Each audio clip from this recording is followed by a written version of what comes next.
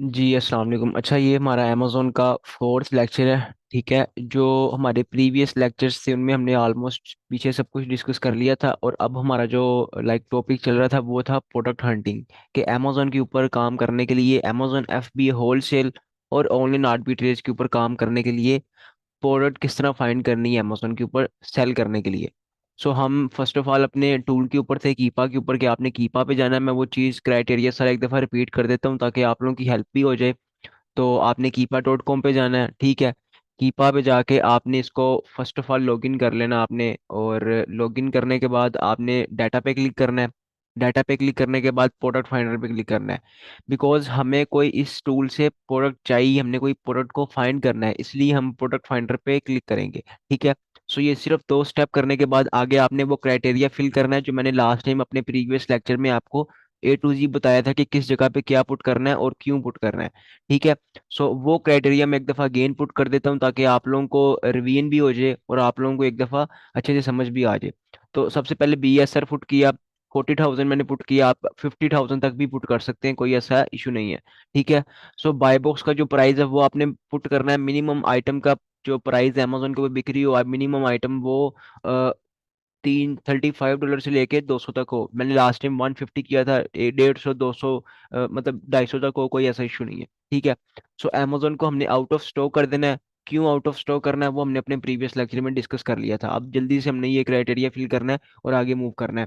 तो यहाँ पे आपने कैटेगरी सिलेक्ट करनी है। इस दफ़ा मैं कैटेगरी सिलेक्ट कर लेता हूँ, ग्रोसरी सिलेक्ट कर लेता हूँ मैं। ठीक है, तो मैंने आपको बताया था कौन कौन सी कैटेगरीज भी ठीक है प्रीवियस लेक्चर के अंदर। सो यहाँ पे आके आपने अकाउंट रिट्रीव लाइव ऑफर के अंदर 3 से लेके 15 तक पुट कर देने हैं अमेजोन के FBA सेलर। मतलब कि उस आइटम को हमसे पहले कितने लोग बेच रहे हो, मिनिमम 3 बेच रहे हो, मैक्सिमम जितने मर्जी बेच रहे हो, 15-20 तक कोई इशू नहीं है। ठीक है। Buy box seller, third party, और उसके बाद ये सारे आपने इग्नोर करने हैं। उसके बाद आपने डिजिटल आइटम का ये टिक खत्म कर देना, और जस्ट हमें फिजिकल आइटम्स चाहिए। नो वेरिएशन को फिलहाल आपने सेलेक्ट करना है। ठीक है। रीजन मैंने आपको लास्ट टाइम बता दिया था। रेटिंग, मिनिमम रेटिंग आइटम की जो मिनिमम रेटिंग है वो 4 होनी चाहिए। रिव्यूज कम से कम 90 डेज के अंदर फ्रॉम में 50, मतलब 50 से लेके टू जितने मर्जी हो, मिनिमम 50 रिव्यूज हो। ऐसी आइटम दिखाओ टूल को, मैं कह रहा हूँ कि जिसके रिव्यूज मिनिमम 50 हो, और 90 डेज में पुट करना है। जो भी क्राइटेरिया पुट करना है 90 डेज में पुट करना है, इस चीज का आपने ध्यान रखना है। क्योंकि जब हम आगे आइटम देखेंगे उसके जब हमें स्टैट्स मिलेंगे तो वो भी 90 डेज के ही मिलेंगे। ठीक है। सो उसके बाद आइटम का वेट आपने 2500 ग्राम यहाँ पे पुट कर देना है। तो ये ग्राम है तो यहाँ पे आप इसको ग्राम में पुट कर देंगे। ठीक है। सो उसके बाद अब जो नेक्स्ट चीज आ जाती है वो आ जाती है, ये सारे बाकी आपने इग्नोर करने हैं। तो अब ये जो टूल है ये मुझे यहाँ पे दिखा रहा है 259 आइटम्स। ठीक है। ग्रोसरी के अंदर इसने मुझे मेरे क्राइटेरिया के मुताबिक अमेजोन के ऊपर फिल्टर लगा के, अमेजोन से आइटम्स को फिल्टर करके वो एक शीट बना के मुझे अभी ये दिखा देगा। ठीक है। अब मैं यहाँ पे फाइंड प्रोडक्ट करने लगा हूँ। तो अब ये बेसिकली ना लास्ट टाइम मुझे क्वेश्चन लोग कर रहे थे कि वर्चुअल असिस्टेंट का आप अलग से सिखाएंगे, इन्वेस्टर का काम आप अलग से सिखाएंगे, होलसेल का अलग से सिखाएंगे, आर्बिट्रेज का। तो ये जो मैं सिखा रहा हूँ ये प्रॉपर एक ही है। अगर आपने विदाउट इन्वेस्टमेंट भी करना है, आपने वर्चुअल असिस्टेंट भी बनना है, तब भी आपने यही काम करना है। अगर आपने सेलर बनना है तब भी आपने यही काम करना है। ठीक है। अगर आपने इन्वेस्टर बनना है, तो अगर आपने किसी से काम करवाना है तब भी आपने किसी से यही काम करवाना है कि मेरे लिए ये काम करो। ठीक है। तो जब आपको काम आता होगा तभी आप करवा सकेंगे, और जब मतलब कि आप उसको चेक कर सकेंगे कि इस बंदे ने काम ठीक किया या नहीं किया। ठीक है। सो अब जो मेन काम है वो अब है। तो अब ये मेरे सामने ना ये सारी प्रोडक्ट्स आ गई हैं। ठीक है।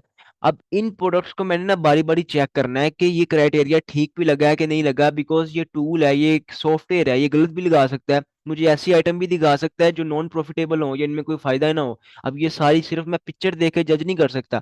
अब कुछ लोग क्या करते हैं, वो कीपा के ऊपर क्राइटेरिया लगाते हैं, ये सारी शीट आ जाती है, लो जी वो कहते हैं हमारे पास प्रॉफिटेबल प्रोडक्ट्स आ गए, इनको बस परचेज करके लगाओ। लेकिन वो आगे जाके उसके स्टैट्स वगैरह नहीं देखते, जिसकी वजह से फिर बाद में उनको लॉस होता है। ठीक है। तो अब अगर आप amazon के ऊपर काम अकॉर्डिंग टू टूल और अकॉर्डिंग टू क्राइटेरिया फुल, मतलब जिस तरह एक प्रोसेस है उस तरह जब आप काम करेंगे ना, तो आपको कभी भी amazon के ऊपर लॉस नहीं होगा। अगर ज्यादा से ज्यादा अगर होगा भी, तो जो इन्वेस्टमेंट आपने लगाई है वो आपको वापस आ जाएगी, दैट्स इट। ठीक है, ब्रेक इवन हो जाएगा ज्यादा से ज्यादा आपको, ठीक है, लेकिन कभी भी लॉस इसके अंदर आपको नहीं होगा।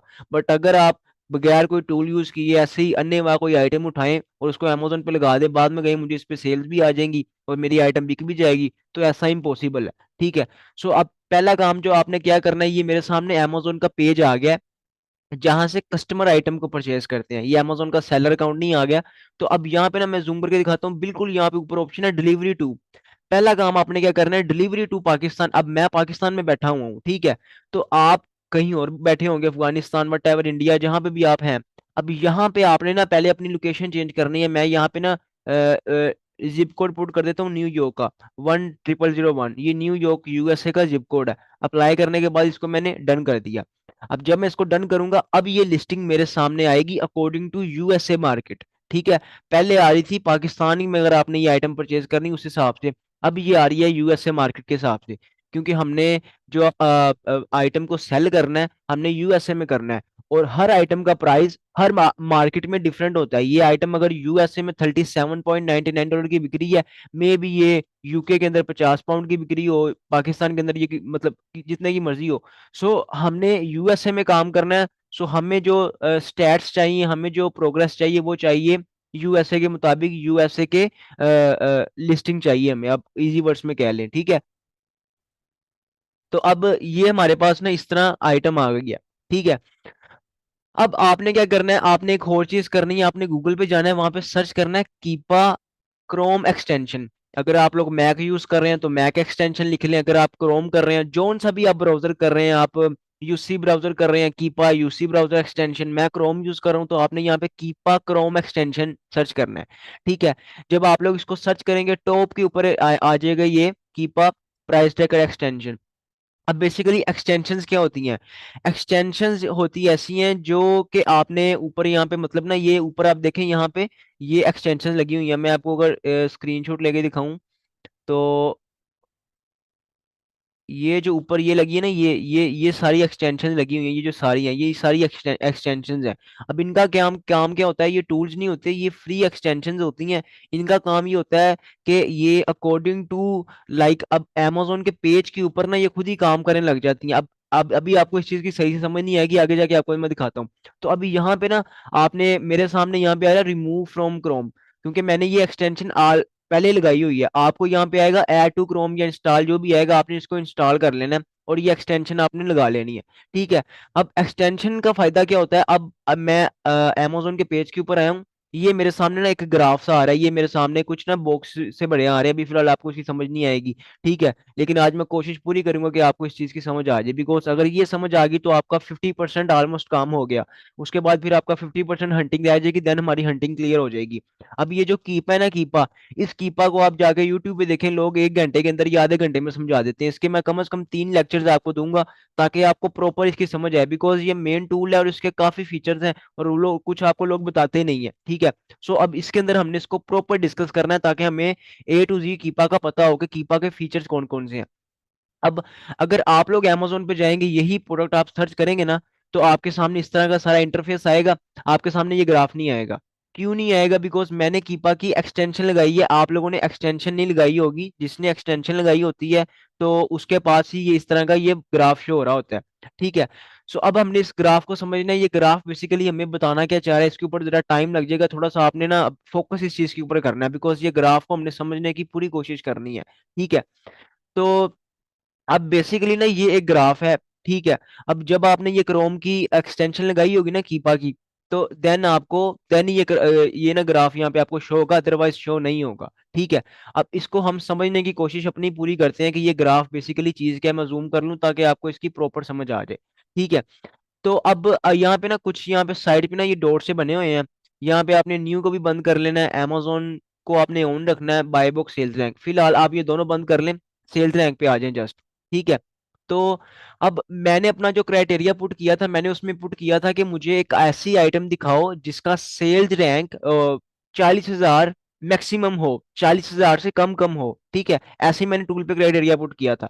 अब मैंने यहाँ पे इसको वेरीफाई करना है कि जो आइटम मुझे टूल ने दिखाई है क्या उसका सेल्स रैंक वो ही है, या मतलब कि मैंने 40,000 पुट किया उसने मुझे 60,000 या 80,000 सेल्स रैंक वाली आइटम दिखा दी। अब मैंने यहाँ पे सब कुछ वेरीफाई करना है। बहुत इजी काम है ये, बस आपने इसको वेरीफाई करना है, देखना है। तो अब ना ये ग्राफ है बेसिकली। आपको अगर थोड़ी बहुत ही मैथ आती हो तो आपको पता होगा कि ये ग्राफ बेसिकली क्या होते हैं, इतना तो मुझे भी नहीं पता, लेकिन फिर भी यहाँ पे इसके नीचे ना डेट्स लिखी हुई है, इनको एक्स एक्सिस और वाई एक्सिस कहते हैं।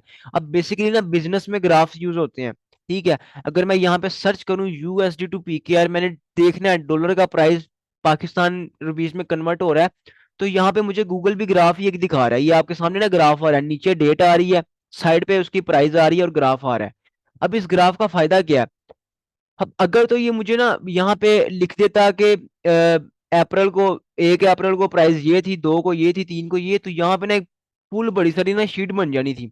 तो मैंने उसको ऊपर से नीचे बस देखते जाना था कि भाई आज क्या था, कल क्या प्राइस था। अब इसने क्या किया, गूगल ने भी यहाँ पे मुझे एक ना ग्राफ बना दिया। ठीक है, अब मुझे ग्राफ बना दिया, मैं इजीली इसको देख सकता हूँ कि मैं यहाँ पे जहाँ पे टच करूंगा मुझे बता देगा कि इस डेट को इसका ये कॉस्ट थी, इसका डॉलर का प्राइस ये था, इसका प्राइस ये था। ठीक है, तो यहाँ से मुझे आराम से पता चल रहा है। अब अगर मैं इसको देखता हूं तो एक बंदा जिसको, जो अनपढ़ भी है ना, जिसको कोई भी समझ नहीं है, वो भी आंखें बंद करके भी बता देगा कि ये जो ग्राफ है ना, ये ठीक नहीं है। मतलब कि जो डॉलर का प्राइस है वो स्टेबल नहीं है, कभी डॉलर ऊपर जाता है, कभी नीचे आता है, कभी ऊपर जाता है, कभी नीचे आता है। सो इट्स मीन कि इसका प्राइस स्टेबल नहीं है। ठीक है, कुछ आइटम्स ऐसी होती हैं अमेजोन के ऊपर जो स्टेबल प्राइस पे रहती हैं, आज 40 की बिक रही है वो कल भी 40 की बिकेंगी। लेकिन कुछ आइटम्स ऐसी होती हैं जो आज 40 की बिक रही हैं, कल को वो 20 की हो जाती हैं या $15 की हो जाती हैं, फिर हमें उसमें से लॉस होता है। ठीक है, सो हम इस तरह अपने प्रीवियस स्टैट्स वगैरह सारे देखते हैं ताकि हमें लॉस ना हो, क्योंकि हमने लॉस नहीं होने देना। सो अब इसके अंदर देखिए, जिस तरह ये मुझे बता रहा है ना, इसी तरीके से ये मुझे कीपा बता रहा है, लेकिन ये थोड़े से अदर वे के अंदर बता रहा है। तो इसमें ये मुझे सेल्स रैंक बता रहा है, ये मुझे सेल्स रैंक में जहां पे अपना ये माउस का कर्सर करूंगा ना, ये जहां पे करूंगा वहां पे ये मुझे बता देगा सेल्स रैंक इसका यहाँ पे ये था। तो अगर देखा जाए तो इसका सेल्स रैंक कितना बता रहा है, 1,900, 1,900, 1,700, ठीक है, 2,000, 3,000, इसका सेल्स रैंक ये इतना बता रहा है। ठीक है, अब मैंने अपना क्राइटेरिया पुट किया था, मुझे ऐसी आइटम दिखाओ जिसका मैक्सिमम सेल्स रैंक 40,000 हो। मिनिमम जितना मर्जी हो, 100 हो, 500, 1,000 हो, 10,000, 20,000, 35,000, जितना मर्जी हो, लेकिन मैक्सिमम 40,000 हो या 50,000 हो। अब इस आइटम का सेल्स रैंक कितना है, ये मुझे दिखा रहा है कि 1700, 3,000, ठीक है, इतना। इट्स मीन कि इसका sales rank according to my criteria है। ठीक है, तो इसका मैंने यहाँ से सेल्स रैंक वेरीफाई कर लिया। अब इसको अगर आपने देखना हो कि इसकी सेल्स स्टेबल रहती है कि नहीं, तो आप इसको देखते जाएंगे, इसमें से मतलब जो प्राइस है, लाइक जो सेल्स रैंक है वो ज्यादा ऊपर नीचे तो नहीं जा रहा। तो 1100, 1200, 900, आई थिंक ये कोई इतनी बड़ी अमाउंट की फ्लक्चुएशन नहीं है। सो इट्स मीन कि इसका सेल्स रैंक स्टेबल रहता है और इसकी जो सेल्स है वो स्टेबल रहती हैं। और ये कोई मतलब सीजनल टाइप आइटम नहीं है, ये ऐसी आइटम है जो बिकनी बिकनी है और इसकी सेल्स कभी नहीं रुकेंगी। ठीक है, इससे हमने ये वेरीफाई करना है। ठीक है, तो अगर ऐसा होता, अब दूसरी चीज बाय बॉक्स। अब आप सेल्स रैंक को बंद कर दें, बाय बॉक्स के डॉट पे क्लिक करें। अब ये बाय बॉक्स आपके सामने आ गया। ठीक है, अब ये बाय बॉक्स आ गया। अब बाय बॉक्स क्या चीज है, बाय बॉक्स कहते हैं उसको प्राइस को, अमेजोन के ऊपर इस प्रोडक्ट की प्राइस स्टेबल रही है कि नहीं, कितनी दफा ऊपर नीचे हुई है, मतलब कितने कितने की ये बिकी है। ठीक है, तो अब हमने ये देखना है इसका प्राइस स्टेबल रहता है कि नहीं है, ये बार बार ऊपर नीचे होती है, या मतलब इसका प्राइस की क्या फ्लक्चुएशन है या क्या इसकी रोटेशन है। ठीक है, अब ये जो भी चीज हम देख रहे हैं ना, ये 90 डेज में देख रहे हैं, इसके हम 3 मंथ के स्टैट्स देख रहे हैं, इस आइटम के प्रीवियस, आज से लेके 23 अप्रैल ये आ रहा है, 23, 24, 25, ऑलमोस्ट मतलब कि 27, 28 अप्रैल से लेके आज से लेके पिछले मंथ की मतलब टोटल 90 डेज के अंदर, प्रीवियस 90 डेज के अंदर। ठीक है, अब एक आइटम है उसका हम पास्ट देख सकते हैं। ठीक है, उसका मतलब पास्ट कैसा था, उसका प्रेजेंट देख सकते हैं कि राइट नाउ वो आइटम कैसी है। बट हम उसका फ्यूचर नहीं देख सकते, बिकॉज ऐसा कोई टूल ही नहीं है जो हमें किसी आइटम का फ्यूचर बता दे। हम पास्ट देख सकते हैं, प्रेजेंट देख सकते हैं। सो अब इस आइटम का हमने पास्ट देखना है कि ये पिछले लाइक 90 डेज के अंदर इस आइटम के स्टैट्स कैसे रहे हैं, इसको कितने लोगों ने परचेज किया है, इसकी बाय बॉक्स की रोटेशन क्या रही है, मतलब इसके प्राइस की रोटेशन क्या रही है। तो अब मैं यहाँ थोड़ा जूम करके आपको दिखाऊं, ये मैंने इसका ना यहाँ पे कर्सर किया है, तो अब इसका प्राइस यहाँ पे है 34.95। ठीक है, फिर ये 37 हो गया, फिर 38, 37, 38, 37, 35 और 39। इट्स मीन कि ये कोई इतनी ज्यादा फ्लक्चुएशन नहीं है, 40 तक चला गया। मतलब एक इसको इसको एक स्टेबल प्राइस कहते हैं, इतनी ज्यादा फ्लक्चुएशन नहीं कहते। ठीक है, ऑन अदर हैंड अगर आपको मैं दूसरे वे में समझाऊं, तो इसका मैं आपको स्क्रीनशॉट लेके इस तरह समझाता हूँ। अच्छा, तो अब ये अगर अगर तो ऐसा होता कि अब ये एक मतलब अगर देखा जाए तो ये जो एक आइटम है, ये आइटम एक, इसका जो प्राइस है ना वो आप देखें कि इस तरह यहाँ से मतलब स्टार्ट हो रहा है 35 समथिंग से, ठीक है। मिनिमम कॉस्ट इसकी कितनी रही है? एक दफा ये थोड़ी सी नीचे गई है, उसके बाद फिर ये स्टेबल हो गई अपने इस प्राइस पे। ऊपर वो जितनी मर्जी जा रही है, यहाँ पे वो जितनी मर्जी फ्लक्चुएशन हो रही है, हमने उसकी टेंशन नहीं लेनी। हमने टेंशन लेनी है कि ये नीचे कितना आ रही है। अगर ऐसा होता कि ये आइटम लाइक होती इस तरह के, यहाँ से वो स्टार्ट होती 35 को, 35 से एकदम 25 पे आ जाती, फिर 30 पे आ जाती, अगर इस तरह होता, देन इस आइटम को हम इग्नोर करते, ठीक है। अगर इसका प्राइस एकदम से फ्लक्चुएट हो रहा होता फुल, मतलब कि कभी ये आइटम 40 पे चली जाती है, कभी 35 पे, ऐसे जैसे पाकिस्तान का पेट्रोल है, मतलब कभी वो मतलब उसका प्राइस की समझ ही नहीं आती कि वो रह कितने का रहा है। इसी तरीके से अगर ये इस तरह होता, तो देन हम ऐसे आइटम पे ना जाते, उस आइटम को हम चूज ही ना करते। अब अगर इस आइटम को देखा जाए तो इस आइटम का जो लाइक प्राइस है वो कोई इतना ज्यादा फ्लक्चुएट नहीं कर रहा अकॉर्डिंग टू मी, ठीक है। तो मतलब कि एक स्टेबल ही है ऑलमोस्ट, $2-3 की फ्लक्चुएशन है। $2-3 की फ्लक्चुएशन होती ही होती है, मतलब कोई ऐसी आइटम नहीं है जो प्रॉपरली स्टेबल रहे, मतलब कि वो 35 की बिक रही है तो वो 10 साल 35 की बिकती रहे, ऐसा नहीं होता, ठीक है। वो टाइम के साथ साथ उसका प्राइस जो होती है उसकी चेंज होती रहती है। सो इसका जो बाय बॉक्स है वो हमने यहाँ से इस तरह चेक करना है कि इसका जो बाय बॉक्स का प्राइस है, जो इसकी कॉस्ट है, लाइक जो यहाँ पे अमेजोन के ऊपर ये आइटम जो बिक रही है, वो मतलब कि उसका जो प्राइस है वो ठीक है कि नहीं है, वो स्टेबल है कि नहीं है। ये तो नहीं है कि ये आइटम मतलब 40 की एक दिन को बिकती है, अगले दिन 20 की हो जाती है, फिर 30 की हो जाती है। उसमें हमें नुकसान क्या होता है कि राइट नाउ अगर मैं देखता हूँ इस आइटम को, मैं देखता हूँ कि ये आइटम है 37.99 की।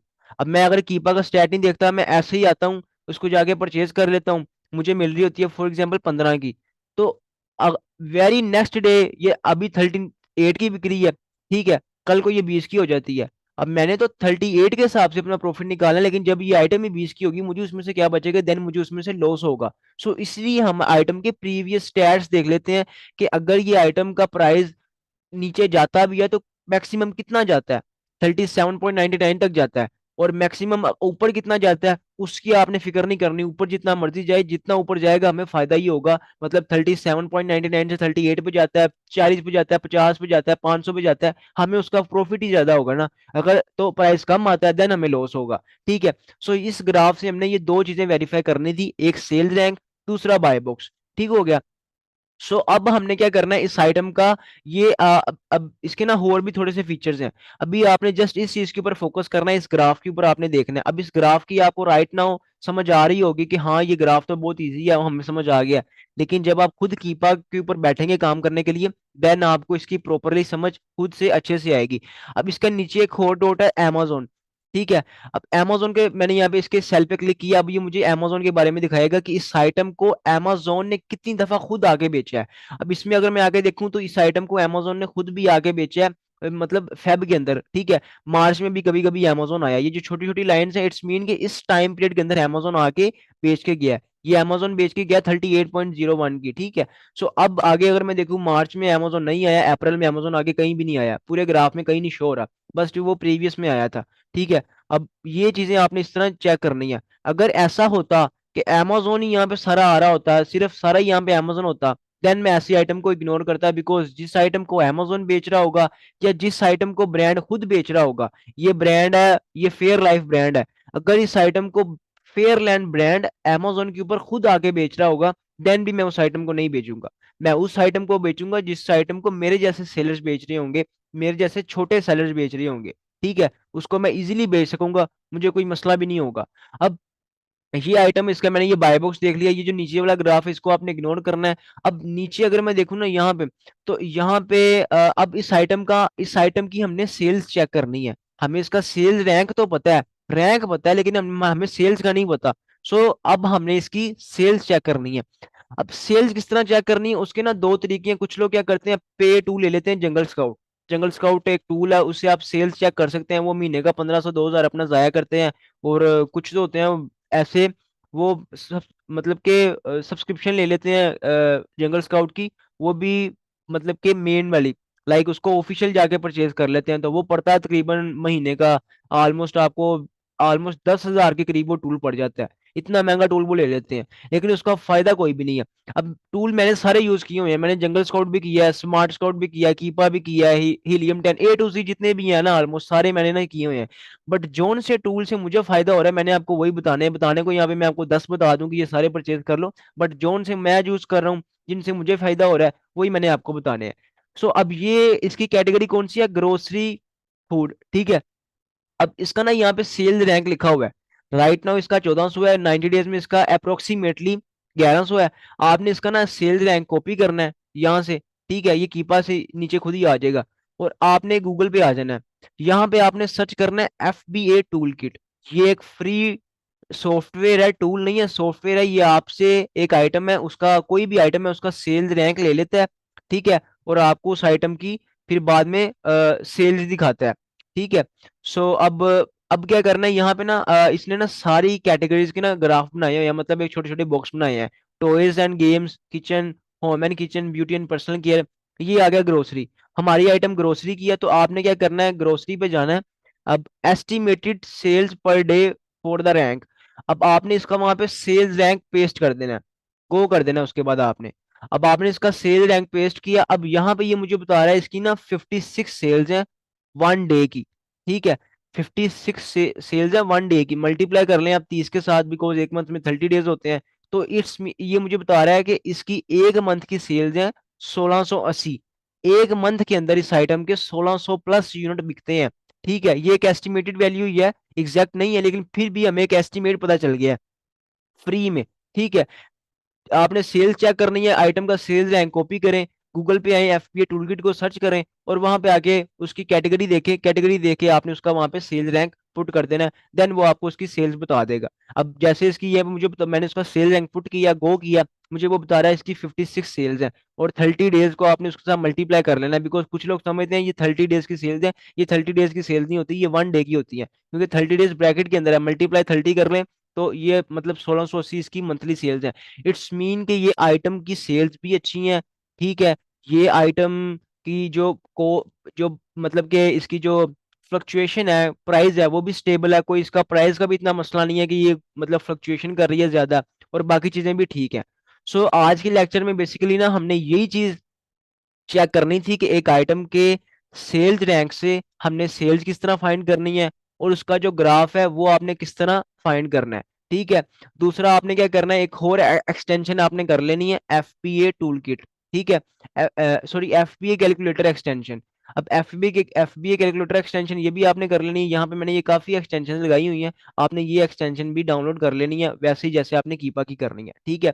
सो बिकॉज नेक्स्ट हमें इसके साथ भी काम पढ़ना है। सो राइट नाउ जस्ट हमने कीपा एक्सटेंशन ही करनी है, कीपा टूल बेसिकली प्रोडक्ट को फाइंड करने के लिए, कीपा की एक्सटेंशन प्रोडक्ट को वेरीफाई करने के लिए और उसके प्रॉपर स्टैट्स देखने के लिए। अभी जस्ट हमने इसका ये ग्राफ चेक किया, आगे इंशाल्लाह हम जो इसके बाकी इसके जो फीचर्स हैं वो भी डिस्कस करेंगे, देन उसके बाद हम आगे मूव करेंगे। बिकॉज मैं नहीं चाहता कि एक ही दिन में आपको मैं सारा इसका ये बता दूं ताकि आपको इसकी समझ ही ना आए सही से, तो हम ये आगे मतलब कि इसको डिवाइड करके सेपरेट लेक्चर्स के अंदर इसको हम कवर अप कर लेंगे, ताकि आपको इजीली समझ आ जाए, डेली बेस में थोड़ा थोड़ा आपको अच्छे से समझ आए। कोई हमें इतनी जल्दी नहीं है, हमें एक मंथ भी लग गया कोई ऐसा मसला नहीं है। सो अब इसके अलावा आपका इस प्रोडक्ट के अलावा इसके अलावा कोई भी क्वेश्चन हो तो आप लोग पूछ सकते हैं। सो आज का हमारा जो बेसिकली लेक्चर था वो यही था। तो और कोई क्वेश्चन हो तो आप लोग पूछ लें।